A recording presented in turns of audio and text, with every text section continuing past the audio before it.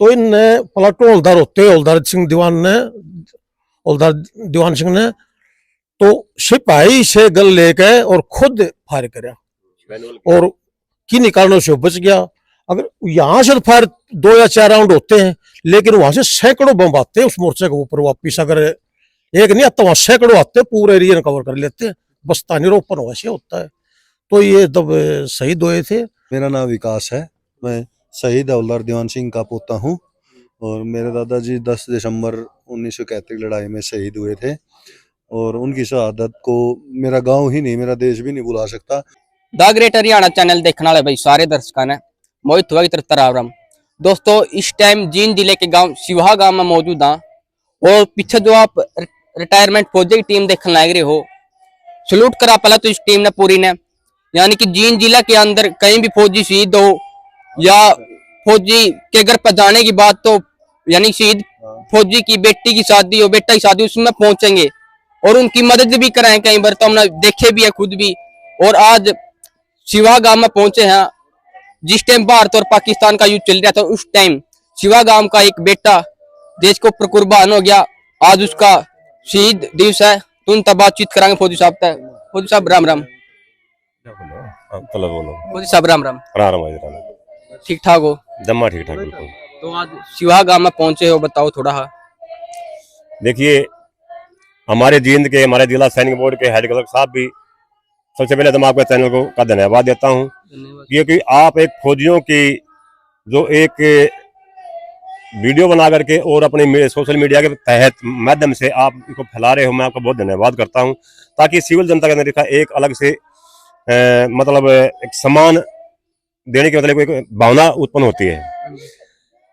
शहीद दीवान सिंह 1938 में इनका जन्म था और 10 नवंबर 1956 को ये राजपुताना रेजिमेंट के अंदर भर्ती हो गए और 10 दिसंबर 1971 को भारत पाक युद्ध के अंदर इन्होंने अपना सर्वोच्च बलिदान देकर एक सिवाया गांव का ही नहीं पूरे भारतवर्ष में एक नाम रोशन किया है। जिस समय पर किसी भी सैनिक का पार्थिव शरीर गांव के अंदर आता है, उस समय पर नेता, अभिनेता, राजनेता बहुत आते हैं, लेकिन उस परिवार से पूछिए, किसी की माथे की बिंदी, किसी का सुहाग, किसी का भाई, किसी का दादा, किसी का बेटा शहीद हो जाता है, उस परिवार से पूछे, दुखी परिवार से पूछे उसके ऊपर क्या गुजरती है। लेकिन वो कुछ समय के लिए भागते हैं, उसके बाद में भूल जाते हैं। लेकिन मैं तो पूरे हमारे जितने पूर्व सैनिक इंडियन बैटल ऑर्गेनाइजेशन के हमारे जिला अध्यक्ष हैं, सेक्रेटरी साहब हैं, एडवोकेट साहब हैं, हमारे मलिक साहब भी वहां से पहुंचे हुए हैं। जिला जींद के अंदर जहां पर भी कोई शहीदी दिवस, शहीदी दिवस होता था, हम घर घर जाकर के शहीदी दिवस मनाते हैं। ये ही नहीं, जींद के अगर अंदर कोई भी पूर्व सैनिक भी गुजरता है और हमारे को पता चलता है, तो हमारी टीम वहां पर जरूर पहुंचती है और एक तिरंगे के साथ में, पूरे एक सैनिक सम्मान के साथ में उसके अंतिम संस्कार करने में हम का काम करते हैं। हमारी अलग अलग टीम बनी हुई है। जैसे शहीदों के अंदर कोई भी काम होता है तो हमारे ओम प्रकाश साहब हैं, राजेंद्र सहरावत साहब हैं, एक बार हम फोन करते हैं, वो उसी समय पर वहां पर पहुंच जाते हैं। इसी प्रकार जुलाना में हमारे ब्लॉक वाइज भी टीमें बनी हुई हैं। सिर्फ एक नई जनरेशन को पता चले कि शहीद की क्या भूमिका होती है और शहीद क्या होता है। काफी गांवों के अंदर प्रतिमा बनी हुई है, लेकिन लोगों को, बच्चों को ये पता नहीं है कि शहीद क्या चीज है, कौन है ये। एक नॉर्मल एक स्टैचू के रूप में चलते हैं। लेकिन मैं काफी जगह पर, जैसे कि आज देखिए शहीद दीवान सिंह का शहीदी दिवस मनाया जा रहा है, सभी स्कूल के बच्चों को, गाँव में, पूरे समाज में मतलब एक सैनिक के प्रति एक भावना उत्पन्न होती है कि सैनिक बनने के मतलब एक जो सम्मान देना चाहिए वो उनके मन में आता है। क्यों एक मेले के रूप में मनाया जा रहा है, क्योंकि साथ साथ में ब्लड डोनेशन कैंप का भी आयोजन किया जा रहा है। मैं तो कहता हूं कि आपके चैनल के माध्यम से यही कहूंगा कि जहां पर भी जो शहीद हो जाता है या पहले शहीद हो चुका है, उसके शहीदी दिवस के ऊपर वहां पर जाइए, कम से कम, और नहीं तो उस शहीद के प्रति एक सलूट करके, एक फूल माला, एक फूल डाल करके, मतलब उसके ऊपर चढ़ा करके भी मान सम्मान देना काम करें। मैं सभी से आप लोगों के मैं चैनल के माध्यम से मैं तो यही प्रार्थना करूंगा। फौजी साहब क्या कहना चाहो? देखो जिस टाइम यानी कि जवान शहीद हुआ है, नेता भी आवे, लेकिन उसके बाद घर परिवार किस कंडीशन में रह रहा है, उसके बाद कोई नहीं आना संभालन, तो क्या कहना चाहोगे इन नेता ने? मैं पहले भी कह चुका हूं कि जब शहीद का पार्थिव शरीर आता है, हाँ जी, पूरा गमगीन माहौल होता है, पूरे नेता अभिनेता सभी आते हैं। बिल्कुल। कुछ मतलब एक अलग ही माहौल होता है उस समय पर, हर बंदे के चेहरे पर एक अलग से एक निराशा होती है। लेकिन उसके बाद में फोटो खिंचवाते हैं और उसके बाद में चले जाते हैं, शहीद परिवार को भूल जाते हैं। काफी शहीद परिवार ऐसे हैं जो कि आज दर दर की ठोकरें खा रहे हैं। शहीद आज तो चलो गवर्नमेंट ने बहुत पैसा भी कर रखा, लेकिन ये शहीद देखिए 1962 के, 65 के, 71 के, उस शहीद परिवार को उस समय पर कुछ भी नहीं मिला था। मैं तो ये कहूंगा शासन प्रशासन कोई भी हो और अपने समाज से शहीद परिवार के कम से कम शहीदी दिवस के ऊपर जब शहीदी दिवस होता था उस दिन आकर के शहीद परिवार के साथ में कंधे से कंधे मिलाकर भी खड़े हो जाएं, इससे बड़ी बात मैं और कुछ भी नहीं कहूंगा। सर दीवान सिंह जी भारत और पाकिस्तान के युद्ध में शहीद हुए। बिल्कुल, जब 1971 की जब बांग्लादेश को अलग देश बनाया था उस समय पर हमारी मुक्ति वाहिनी सेना हमारी बात पहुंची थी। 7 राजरी उस युद्ध के हिस्सा थे और उसमें हमारे जो हवलदार दीवान सिंह ये अग्रणी जो सब पहला अटैक जब वहां पर हुआ था उस पहली पंक्ति के अंदर ही हमारे दीवान सिंह उस टोले के अंदर शामिल थे और वहां पर दुश्मनों से लोहा लेते हुए अपने अपना जो सर्वोच्च बलिदान अपने देश के ऊपर जान न्यौछावर कर दी। इससे बड़ा हमारे लिए और कुछ भी गर्व की बात नहीं होगी। कितनी उम्र थी दीवान सिंह की उस समय पर उनकी लगभग 15 साल 1 महीना, तकरीबन 35-36 साल, 35 के करीब उनकी एज था उस समय पर। और जिस टाइम ज्वाइन करी उस टाइम कितनी उम्र थी उसकी? उस समय पर उनकी 19 साल कुछ महीने उनका उम्र हुआ था। अभी उसकी तो देखिए आप, उसकी देखिए कि इतनी कम उम्र में उन्हें अपनी जान अपने देश के प्रति न्यौछावर कर दिया। उसका परिवार कितना छोटा होगा, 2 बेटे थे, उन्होंने अभी कह रहे थे कि पता भी लगा उसमें 3 साल का भी था, उनके तो सिर के ऊपर साया उठ गया। लेकिन परमात्मा जो करता है, आज ये परिवार इतना संपन्न परिवार है, इतना संपन्न परिवार है जो कि देखो आज एक मेले के रूप में शहीदी दिवस मना रहा है। मैं जो कहता हूं कि भगवान इस परिवार को सुख समृद्धि दे और दिन दूनी रात उनको उन्नति करने का भगवान मौका दे। और इसी प्रकार से सभी जितने भी पूर्व सैनिक भी यहाँ पर आए हुए हैं, मैं तो इनको ये कहूंगा कि बार इतना अगली बार इनसे ज्यादा आए ताकि एक शहीद को सच्ची श्रद्धांजलि दी जा सके। बिल्कुल। फौजी साहब आ जाओ अभी। राम राम। राम राम। फौजी साहब क्या कहना चाहोगे, जो आज का युवा है देखो नशा की तरफ ज्यादा, यानी कि हम कह सकें कि कहीं ना कहीं उलझन लग रही है युवा का, यानी कि पहले देखे देशभक्ति हो करती लेकिन आज वह सही नहीं रही। क्या कहना चाहोगे, क्या सीख देना चाहोगे? ऐसा कि वो तो जैसे शहीद भगत सिंह और जितने भी हुए देश को आजाद कराने के लिए, और जो लड़ाई में कूदता हो तो ये पता होता है तकरीबन भाई मरने के लिए कूदता, बच जाए तो बच जाए, उसके भाग्य नहीं तो। और ये सोचता चलो हमारे बच्चे तो मौत से रहेंगे, लेकिन ऐसी स्थिति बनी नहीं जो उन्होंने सोची थी। तो बड़ी दिक्कत, मतलब जो शायद आदमी वो सोचता है वो तो खूब बात कर रहा है, लेकिन सोचता है यार वो खाम में खाई मरे, वो मेरा काम घड़े कर गिर हुए, हम ये बाला कुछ कर नहीं रहे।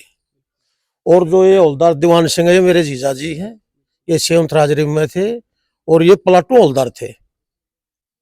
और प्लाटून उस टाइम एक ही हवलदार होता था और बड़े शिक्षित होते थे, वो बढ़ते थे, वैसे नहीं मतलब गेम गया माड़ा से कुछ भी हो, पढ़ाई के बगैर नहीं बढ़ता था। और ये क्या था, एक लड़ाई में ओपन मोर्चा होता है मेरे ख्याल में, उसको एक रोल गन बोलते हैं, सिपाही होता है, उस पर लाइट मशीन गन होती है उस पर। तो वो आम तौर पर लड़ाकू विमान पर फायरिंग करने के लिए होती है। तो ये दीवान सिंह, उन्हें पता कि अगर उस पर फायर कर दिया 1% भी बच नहीं लगा तो उसकी मृत्यु पक्का है, ये पक्का होता है। अगर एक्टिव रेल गन से फायर कर दिया लड़ाकू विमान पे और हिट नहीं होया तो वो फायर करने वाले की मृत्यु निश्चित है। तो इन प्लाटून हवलदार होते हवलदार दीवान सिंह ने तो सिपाही से गन लेके और खुद फायर कराया और किन्हीं कारणों से बच गया। अगर यहां से फायर 2 या 4 राउंड होते हैं, लेकिन वहां से सैकड़ों बम आते हैं उस मोर्चे के ऊपर वापिस, अगर एक नहीं आता वहां सैकड़ों आते, पूरे एरिया कवर कर लेते हैं, बस्ता निरोपण वैसे होता है। तो ये तब शहीद हुए थे। बाकी हम इन 7 राजरी से मिले हैं, बड़े बहादुर थे, साहसी थे। और हमारी माँ भी बताती है, हम तो मेरे ख्याल में 3-4 साल के थे जब, है कि भाई माँ बेटे हो एक फौजी की लाइफ कैसी हुआ है, एक बॉर्डर के ऊपर जिस टाइम वो देश की रक्षा करे हुआ है? देखो भाई, एक सैनिक सबसे पहले तो हार्ड से हार्ड ट्रेनिंग लेता है, उसके बाद रिमोट लोकेलिटीज के अंदर सेवा करता है देश की, जहां पर एचलॉन जिसको बोलते हैं बर्फीले तूफान, उनके अंदर भी पेट्रोलिंग करता है, अपनी बॉर्डर को बचाता है। जैसे एक नोमैन लैंड के अंदर पीछे सियाचिन के अंदर पाकिस्तान ने घुसपैठ की, उन इलाकों में मतलब आप यहाँ रहते हुए सिर्फ अंदाजा लगा सकते हो, उसको महसूस नहीं कर सकते। ऐसे ऐसे हालातों में एक फौजी का जीवन होता है और वो अपने पूरे परिवार को आप लोगों के सिविलियंस के भरोसे छोड़ के खुद देश की सेवा में लगा होता है। उसकी आप कल्पना कर सकते हैं, आप महसूस नहीं कर सकते उसके लाइफ को। तो फिलहाल दीवान सिंह है जो उनके पोते जी हमारे साथ मौजूद। भाई साहब राम राम। राम राम। राम राम।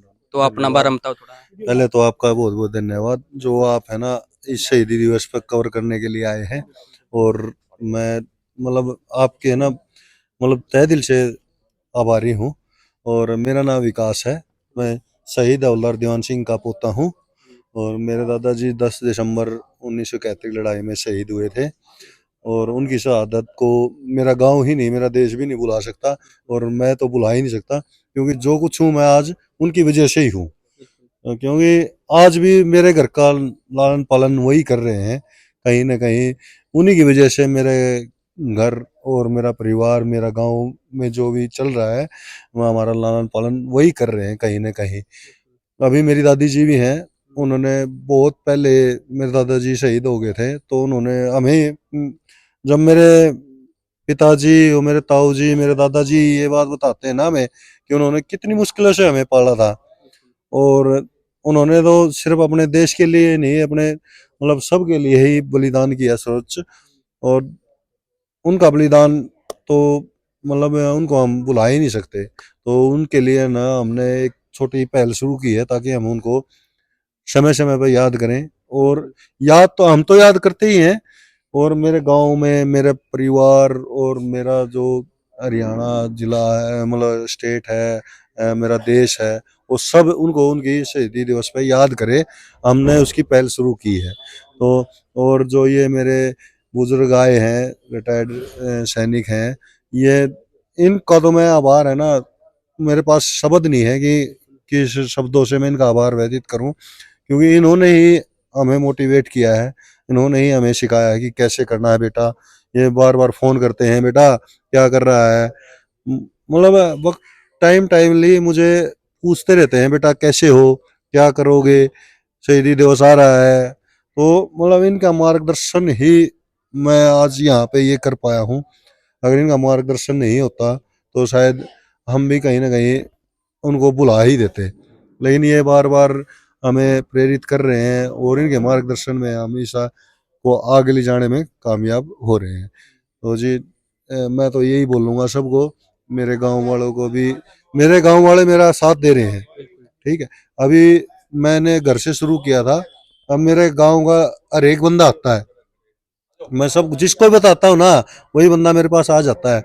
वो मेरे दादा रहे, मेरे ताऊ हैं, चाचे हैं, मेरे दोस्त हैं, मेरे दोस्त हैं बहुत सारे, जिन्होंने मुझे बोला है कि हम तेरे साथ खड़े हैं विकास, और तू कर।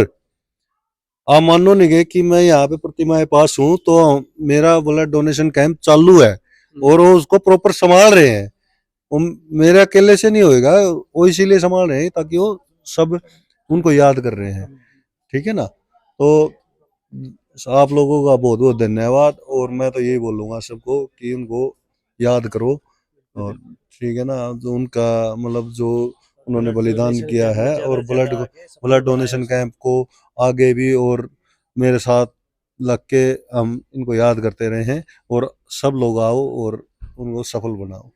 धन्यवाद जी। देखो भाई, मरना एक दिन सबना है, लेकिन ऐसा भी हो जाए कई बार कि मरने के 13 दिन बाद, यानी गांव में भी नहीं बेरा लग गया कि इस नाम का आदमी है वो गांव में मर गया है, लेकिन मरना वो है जिसकी जान देश के लिए काम आवा। जैसे कि दीवान सिंह जी थे, यानी कि भारत और पाकिस्तान का जिस टाइम युद्ध चले तो उसमें अपनी जान और देश को ऊपर कुर्बान करके थे। आप सब कमेंट बॉक्स में जय हिंद जरूर से लिख देना, और वीडियो को ज्यादा से ज्यादा शेयर कर देना। धन्यवाद।